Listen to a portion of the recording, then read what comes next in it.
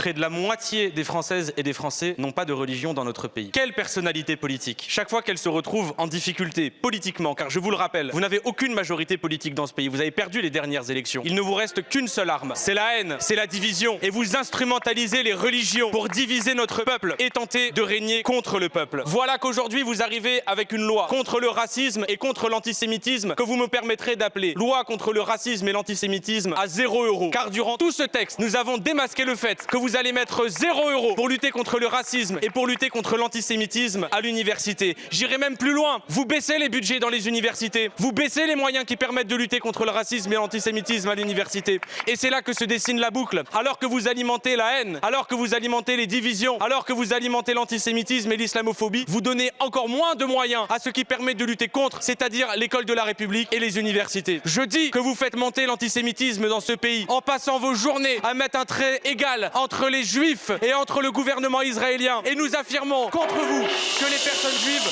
n'ont rien à voir avec le gouvernement israélien. Vous alimentez l'islamophobie parce que dès lors qu'il faut la dénoncer, vous bégayez. Et durant ce débat, nous avons vu la ministre de la lutte contre les discriminations refuser d'utiliser le terme islamophobie. Nous voyons le ministre de l'Intérieur refuser d'utiliser le terme d'islamophobie. Et même pire, nous voyons ce même ministre de l'Intérieur crier à bas le voile. Oui, oui, oui, vous êtes responsable de la montée de l'antisémitisme, de l'islamophobie et du racisme dans ce pays. Et summum de l'abjection avec cette proposition de loi, alors que vous baissez les moyens qui permettent de lutter contre le racisme et l'antisémitisme à l'université, vous y glissez un article 3 vicieux qui n'a qu'un seul intérêt, réprimer les mobilisations étudiantes contre le génocide en Palestine. Je ne vois pas ce qu'une commission académique sur laquelle l'université n'a aucune prise. Je ne vois pas en quoi mettre des articles qui permettent de mener des enquêtes sur ce qui se passe en dehors de l'établissement universitaire, pour tout ce qui a trait au bon fonctionnement en dehors de l'université. Je ne vois pas comment vous pouvez nous regarder dans les yeux et nous dire que vous n'allez pas l'utiliser pour réprimer les étudiantes et les étudiants mobilisés contre le génocide en Palestine. Aujourd'hui, Monsieur Wauquiez a fait une annonce. Monsieur Wauquiez a annoncé qu'il allait retirer les subventions à l'université Lyon 2 parce que là-bas, il y a des étudiantes et des étudiants qui se mobilisent contre le génocide en Palestine. Madame Pécresse avait fait exactement la même chose au sujet de Sciences Po Paris. Et vous savez qui d'autre le fait? Donald Trump aux États-Unis. Il y a dans votre manière de faire des relents trumpistes qui visent à instrumentaliser un racisme et un antisémitisme dont vous êtes responsable pour réprimer les paroles avec lesquelles vous n'êtes pas d'accord. Alors que ces étudiantes et ces étudiants se mobilisent contre vous parce que vous ne faites rien, alors qu'à Gaza, des familles, des enfants, des pères, des mères sont affamés, bombardés avec votre complicité, alors que vous faites monter l'antisémitisme et le racisme, que vous baissez les budgets pour lutter contre. Heureusement que ces étudiantes et ces étudiants sont là, et j'ai même envie de dire, ils et elles sont l'honneur de la France, et nous serons toujours à leur côté, nous serons toujours à leur côté, et je veux vous le dire.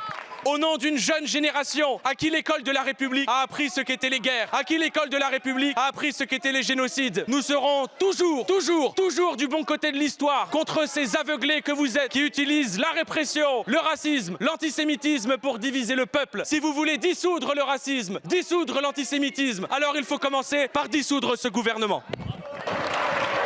Merci, monsieur le député. Et la dernière explication de vote.